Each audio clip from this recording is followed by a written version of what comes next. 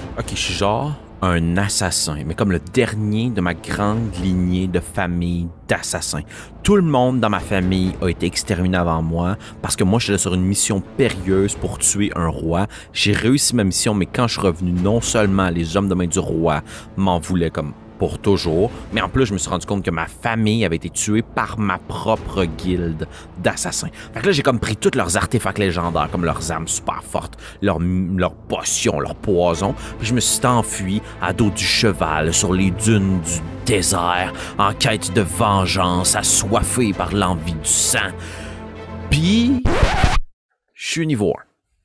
Aujourd'hui, dans ce petit truc et astuce pour pouvoir créer un monde qui est propice pour vous développer vos parties de jeux de rôle, on parle d'un sujet qui nous a été soumis par les Patreons. Salut François! Et on discute de comment créer un univers qui peut aider vos joueurs à construire le backstory de leur personnage. Alors donc, vous vous retrouvez peut-être autour de la table ou bien en ligne, évidemment, comme le monde moderne nous le suggère. Et puis, vos joueurs vous posent des questions, vous envoient probablement leur fiche de personnage parce qu'ils ont très très hâte de jouer. Mais vous vous rendez compte que ces personnages-là pourraient habiter dans n'importe quel univers. Ils sont pas tant reliés à votre univers, à vous que vous êtes en train de construire. Et puis, ça rend peut-être la chose difficile pour les imbriquer directement dans le monde dans lequel va se dérouler votre quête. Un autre exemple? Je suis un puissant guerrier, vétéran de nombreuses batailles. J'ai pourfendu mes ennemis jour après jour, nuit après nuit, en menant au front des centaines de guerriers valeureux. Mais je ne suis pas en mesure de nommer aucune ville sur le territoire, ni même nommer un seul ennemi qui m'en voudrait. Haha, une petite situation un brin familière. C'est normal, hein? Vos joueurs vont créer leur personnage, mais ne connaissent pas encore le monde dans lequel ils vont devoir jouer.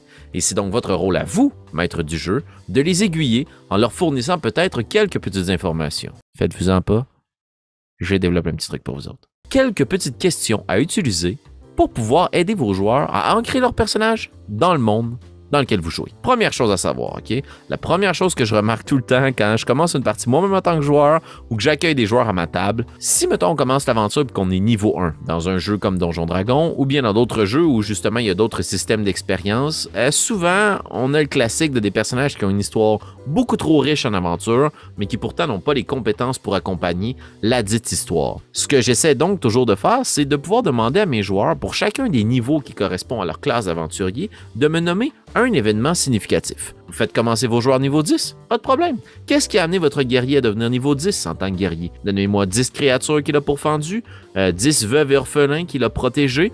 Quels sont les 10 faits marquants de son vécu qui l'ont amené à gagner son expérience et surtout à développer ses compétences. Ben oui, si par exemple votre guerrier est super bon dans le maniement des armes à deux mains, où est-ce qu'il a appris ça? Juste ça, ça va forcer vos joueurs à pouvoir justement développer des personnages non-joueurs et puis ça va venir populer votre univers à vous. Mais surtout, ça vous donne des munitions à vous en tant que maître du jeu pour pouvoir réutiliser ces personnages non-joueurs-là pour les intégrer dans votre quête et dans votre narrative. Une autre chose que j'aime bien faire avec mes joueurs, c'est de déterminer avec eux, en fonction de petits trucs et astuces que j'ai développés plus tôt avec la règle des 3 factions, qui va être disponible à la fin de cette vidéo, quelle est la situation de votre personnage par rapport aux factions qui habitent votre monde? Comment votre terrible assassin se sent-il par rapport au syndicat des pêcheurs de truites? Vous ne pouvez rien contre moi.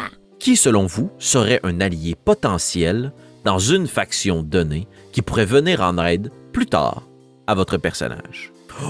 Et dans une autre faction, quel est le terrible ennemi de votre personnage? Potentiel, hein? Pas nécessairement la grosse histoire n'en peut finir, mais qui pourrait devenir un ennemi. Si votre personnage est un roublard, le shérif, la figure d'autorité en place, ce sont des choix faciles, mais il faut les nommer. Pas juste justement donner un poste, mais aider vos joueurs, peut-être en leur fournissant des personnages non-joueurs que vous avez déjà créés, ou en leur demandant tout simplement de fournir un nom, quelques traits de caractère, et ensuite de bâtir les 10 personnages. Ce que ça va permettre de faire, c'est que vos joueurs vont avoir, tout au long du développement de leur personnage dans votre partie, des points d'attache auxquels ils vont pouvoir se agripper, et vous, ça vous donne l'occasion de les surprendre en le faisant apparaître ce terrible shérif dans une taverne un soir et en croisant le regard avec votre personnage, mais oh, est-ce qu'il le reconnaît? Est-ce qu'il ne le reconnaît pas? On roule des dés! Sinon, une autre chose qui arrive assez fréquemment par rapport au développement des personnages et de leur histoire passée avant de se lancer dans votre quête, c'est que ces personnages-là pourraient se situer peut-être dans n'importe quel lieu. Même s'ils sont rattachés à des personnages non-joueurs, il n'y a comme pas de lieu physique qui ont déterminé leur vie. Pourtant, pendant de nombreux millénaires, votre nom était déterminé par la place dans le monde d'où vous veniez. Ça développait votre personnalité et votre réputation. Faites la même chose pour vos joueurs. Par contre, si vous n'utilisez pas un setting préfet d'un monde bien connu, il va avoir de la difficulté à pouvoir nommer des lieux en question. Deux options pour vous. Vous pouvez leur fournir quelques lieux déjà existants, des grandes villes à partir desquelles ils peuvent créer d'autres lieux connexes ou périphériques, ou bien peut-être même habiter ces lieux-là. Et sinon, vous pouvez leur fournir des inspirations de continents, de régions du monde, en ne déterminant pas précisément les villes qui composent chacune de ces régions. Et donc, ça laisse carte blanche à vos joueurs de créer des lieux que vous pourrez faire visiter à d'autres personnages. Une chose est importante, j'essaie le plus possible que notre quête principale, les premiers jalons de cette quête-là, ne se déroulent pas dans aucun des lieux qui ont été mentionnés par les joueurs. Comme ça, ça propulse la quête vers l'avant parce que, vous allez voir où je m'en vais avec mes skis, je sais pas de ski. Vous allez voir où je m'en vais avec mes bottines. C'est qu'en fait, on peut poser des questions pour rattacher les personnages à des lieux spécifiques. Les plus faciles. Demandez à vos joueurs de vous nommer un lieu dans lequel ils préfèrent ne pas retourner et pourquoi. Est-ce qu'ils ont commis un crime? Est-ce qu'ils sont reconnus là-bas pour quelque chose de terrible qu'ils ont fait? Est-ce qu'ils ont commis une bêtise innommable qui fait qu'ils ne peuvent pas retourner sur les lieux? Est-ce qu'au contraire, c'est parce qu'ils sont reconnus et adulés puis ils veulent pas justement avoir toute cette gloire qui les habite? À vous de voir avec eux. Ensuite de ça, un lieu qui leur est particulièrement important. Est-ce que, à l'inverse de la plupart des aventuriers, vos personnages ne sont pas des orphelins? Et puis, vous pouvez nommer une ville ou un village dans lequel habitent leurs parents ou leurs plus proches amis et membres de la famille. Et finalement, un lieu dans lequel ils peuvent retrouver des alliés potentiels et un refuge. Ça va vous permettre de pouvoir orienter sur la carte vos joueurs en cas de problème contre une autre faction. Finalement, dans une autre capsule, on a parlé de la possibilité de développer ensemble une ligne du temps qui était quand même crédible, mais assez légère, de sorte à ne pas pouvoir justement déverser un monde à n'en plus finir et un monologue interminable à vos joueurs et vous-même à vous perdre dans ce monologue interminable-là. Donc, ce que je vous suggère, c'est de prendre peut-être un ou des faits marquants et puis d'inviter vos joueurs à se positionner par rapport à un événement marquant. Si par exemple, il y a quelques années, il y a une terrible tempête qui a ravagé la côte pendant des semaines et des semaines et des semaines, est-ce que vos personnages étaient vivants à cette époque-là? Est-ce que ça a influencé leurs parents?